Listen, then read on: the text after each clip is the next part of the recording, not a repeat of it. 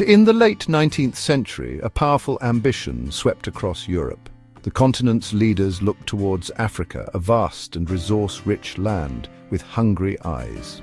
This period became known as the Scramble for Africa, a frantic race among European nations to claim territory.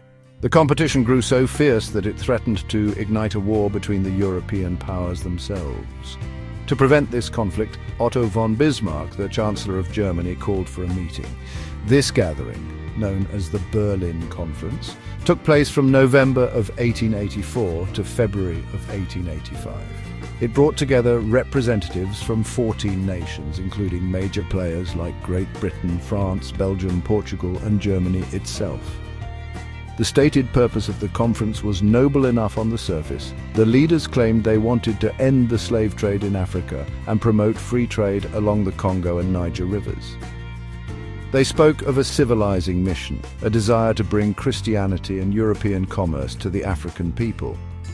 However, the true unspoken agenda was far more self-serving. The real goal was to establish a set of rules for the colonial takeover of Africa. It was a gentleman's agreement designed to allow Europe to carve up the continent in an orderly fashion, avoiding bloodshed among the colonizers, while completely ignoring the rights and sovereignty of the millions of Africans who lived there. The timing of the conference was critical. Before this period, European presence in Africa was largely confined to coastal trading posts. The interior of the continent remained a mystery to most outsiders, ruled by powerful kingdoms and diverse ethnic groups. However, recent explorations by figures like Henry Morton Stanley and David Livingstone had unveiled the continent's immense wealth, including rubber, diamonds, gold, and ivory. This newfound knowledge, combined with the Industrial Revolution's demand for raw materials and new markets, created an irresistible pull. The conference was Europe's attempt to manage this pull and turn it into a structured, profitable enterprise for themselves. Crucially, not a single African leader was invited to attend the Berlin Conference. The fate of an entire continent was decided in a grand hall in Germany by men who had little to no understanding of its complex cultures, languages, and political systems. The meeting was not a negotiation. It was a unilateral declaration of European dominance. The voices of the people whose lands were being divided were deliberately silenced. This exclusion set a dark precedent for the colonial era that followed, establishing a relationship based not on partnership or respect, but on power, exploitation, and the complete disregard for African autonomy. The Berlin Conference produced a document known as the General Act. This treaty laid out the new rules for the European colonization of Africa. One of the most important principles established was the principle of effective occupation. This rule stated that a European power could only claim a territory if it could demonstrate that it had a significant presence there. This meant establishing a local administration, flying its flag, and having troops or police on the ground to enforce its authority. This principle was designed to prevent nations from simply claiming vast swathes of land on a map without actually controlling them, turning the scramble into a tangible race for physical presence. Another key agreement focused on ensuring free trade and navigation along the Congo and Niger rivers, which were major arteries for accessing the African interior. Leopold II of Belgium, in a masterful act of diplomacy and deception, managed to have his personal claim to the vast Congo basin recognized. He promised that the Congo Free State, as it was called, would be a free trade zone open to all European merchants. In reality, he would turn it into a brutal private fiefdom dedicated to the horrific exploitation of rubber and ivory, leading to the deaths of millions of Congolese people. The conference essentially handed him the keys to this enormous territory. The General Act also included articles that formally condemned the slave trade. On paper, this appeared to be a great humanitarian achievement. The European powers presented themselves as moral crusaders ending a barbaric practice. However, this moral stance was deeply hypocritical. While they moved to suppress the Arab slave trade in East Africa, they simultaneously laid the groundwork for a new system of forced labor that was often just as brutal. Under colonial rule, Africans were often compelled to work on plantations, in mines, or on construction projects like railways under horrific conditions for little to no pay. A system that amounted to slavery in all but name. Finally, the rules required any nation claiming a new piece of coastline to notify the other signatory powers. This was another mechanism to prevent disputes from escalating into open conflict between the European nations.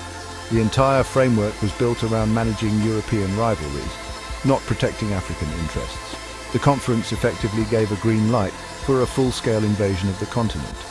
Any European power could now rush into Africa, plant its flag, establish a small administrative post and claim the land as its own, all with the legal and diplomatic blessing of its European peers. The race had officially begun.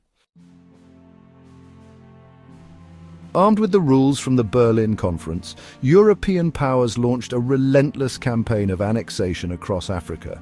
The period after 1885 saw a dramatic acceleration of colonization. Diplomats, soldiers and administrators swarmed into the continent armed with treaties that were often misleading or forced upon local African rulers. These treaties, written in foreign languages and containing complex legal terms, were used to legitimize the seizure of land. When diplomacy failed, which it often did, brute military force was used. Superior European weaponry, such as the Maxim gun, made African resistance incredibly difficult, though many communities fought back bravely. The process of division was arbitrary and chaotic, driven by European interests rather than African realities. Colonial officials in Europe would literally draw straight lines on maps of Africa, with rulers creating borders that cut through ancient kingdoms, united ethnic groups and long-established trade routes. These new colonial boundaries paid no attention to the human geography of the continent. Hostile groups were often forced together into a single colony, while cohesive societies were split apart, their members finding themselves living in different colonies ruled by different European powers. This careless map-making sowed the seeds of future ethnic conflicts and political instability. The main players in this scramble were Great Britain and France, who claimed the largest portions of the continent. Britain established a chain of colonies running from Egypt in the north down to South Africa, a vision often described as from Cairo to the Cape. France controlled a massive territory in West Africa, as well as territories in North and Central Africa. Other nations carved out their own empires. Belgium controlled the vast and tragic Congo Free State. Germany claimed territories in modern-day Tanzania, Namibia and Cameroon. Portugal expanded its old coastal holdings in Angola and Mozambique, while Italy took Libya and parts of the Horn of Africa. By 1914, about 90% of Africa was under European control. Only two nations remained independent: Ethiopia, which successfully defeated an Italian invasion at the Battle of Adidabuwe in 1896, and Liberia, a nation founded by freed African-American slaves and protected by its close ties to the United States. The rest of the continent had been transformed into a patchwork of European colonies. The scramble was complete.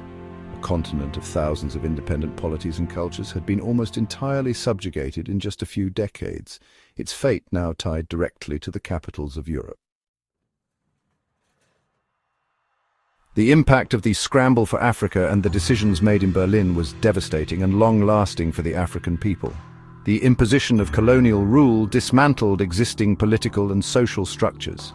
Traditional forms of governance were either destroyed or manipulated to serve colonial interests through a system known as indirect rule.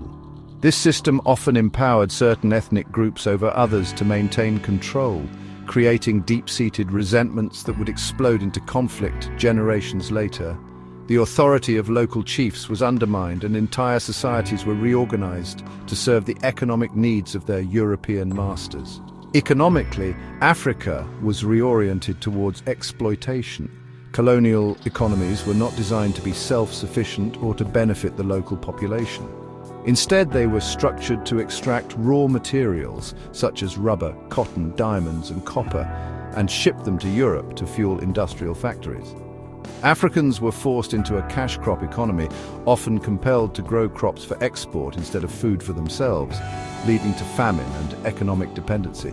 This system prevented the development of local industries and created economies that, even after independence, remained heavily reliant on exporting a few raw materials to the global north. The social fabric of African life was also profoundly altered. European missionaries and administrators introduced Western education and Christianity, often suppressing indigenous languages, religions, and cultural practices which were deemed primitive or savage. While this introduced new forms of literacy and knowledge, it also created a deep sense of cultural inferiority and division. A small Western-educated African elite emerged, who would later lead independence movements but often found themselves disconnected from the traditional cultures of the majority of their people. The colonial experience created new social hierarchies and identities that continue to shape African societies today. The Berlin Conference is therefore a moment of monumental significance in world history. It formalized the colonial conquest of a continent and institutionalized a system of exploitation based on racist ideologies. The artificial borders drawn in the late 19th century became the borders of modern African states after independence, trapping diverse and often rival groups within single nations and contributing to decades of civil wars, coups, and political instability. The legacy of the conference is seen in the economic challenges, political conflicts, and cultural questions that continue to face the continent. It stands as a stark reminder of the profound and enduring consequences of unchecked imperial ambition,